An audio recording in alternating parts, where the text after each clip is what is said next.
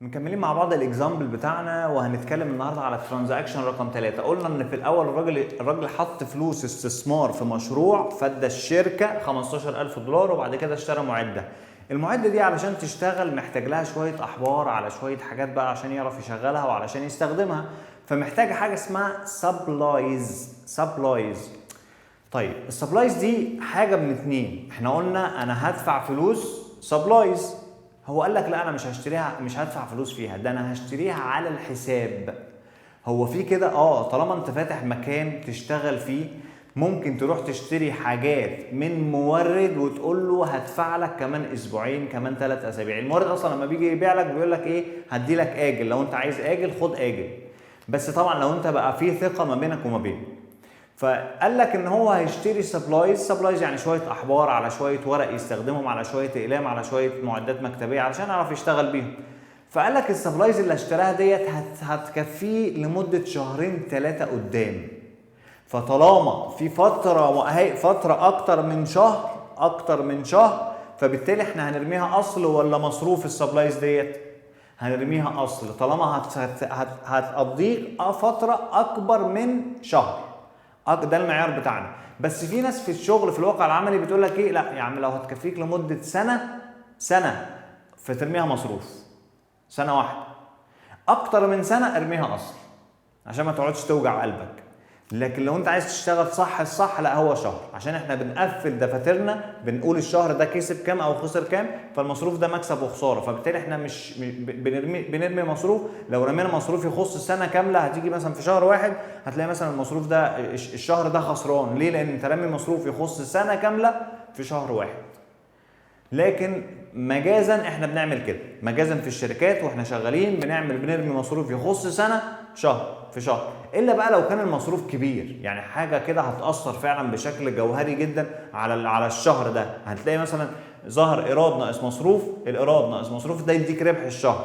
يعني انت مثلا لو عندك ايرادات ب 5000 وعندك مصروف يخص السنه كامله ب 3000، فانت ده يخص السنه، انت لو قسمته على 12، لو قسمت ال 30 دولت على 12 هيديك مثلا ايا كان الرقم اللي هيديهولك حوالي 250 مثلا او اقل شويه. فال 250 دول على الشهر الواحد، فانت لو بعت بايرادات 5000 ومصروف 250 ولا ايرادات 5000 ومصروف 3000، فانت هنا في الشهر ده انت كسبت 2000. هل ده منطقي؟ ولا انت كسبان 3000 وشويه او 4750؟ طبعا هو ده الصح، مش ده غلط. ليه؟ لان انت رميت مصروف يخص سنه كامله في شهر واحد. فعلشان كده احنا هنا المعيار بنقول اصل ولا مصروف بناء على هل فتره الاستخدام اللي احنا هنصرفه ده قد ايه.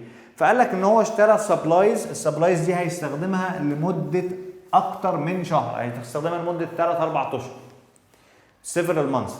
فقال لك ان انا هشتري السبلايز ديت ب 1600. يبقى عندك هنزود اصل جديد، بقى عندي كاش وعندي اكويبمنت وعندي حاجه اسمها سبلايز.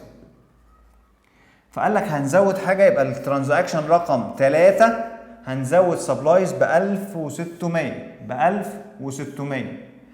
طب قال لك ال 1600 دول هل دفعهم كاش؟ لا، قال لك انا اشتريت بس ما دفعتش على الحساب. فايه اللي حصل هنا؟ ما ينفعش تفضل سبلايز وخلاص، لازم المعادله كده باظت. انت المعادله هنا طالما في حاجه زادت هنا ومفيش حاجه اتاثرت هنا ولا هنا، كده المعادله باظت. لو انت خدت بالك هنا زاد وهنا زاد اهو، في يساوي في زاد هنا اهو، هنا زاد وهنا نقص. طب ده زاد من غير ما حاجه تزيد، لا يبقى انا عندي التزام، عليا التزام للراجل اللي انا اشتريت منه ده، لان انا ما اديتلوش فلوس، فبقى عليا التزام ليه. فبنسمي حساب الالتزام ايه؟ اسمه accounts payable. يبقى ده هنقول accounts payable، AB حتى مشهوره كده، AB accounts payable، يعني حساب المورد اللي بيورد لي بضاعه. فبقول ان انا هنا 1600 زاد السبلايز، بقى عندي في المخزن حاجات استخدمها، ورق واحبار ومعدات وحاجات استخدمها، وهنا عندي عليا التزام ب 1600 للراجل ده، اهو 1600. يبقى انا كده ايه، المعادله كده ظبطت، يساوي اهو 1600. يبقى انا كده شغال تمام. غير كده لو انا عملت غير كده يبقى انا كده غلط، يبقى في حاجه انا عاملها غلط. يبقى ده الترانزاكشن رقم 3. عرفت ان انا جاي لي سبلايز ففتحت حساب اصل جديد. ليه حطيته اصل مش مصروف؟ لان هستخدمها اكتر من شهر فهستفيد بيه في المستقبل. يبقى اي حاجه هستفيد بيها في المستقبل دي تعتبر ايه؟ تعتبر اصل، فعشان كده انا رميته اصل اهو. فده الترانزاكشن رقم 3. اشوفكم في الترانزاكشن اللي جاي.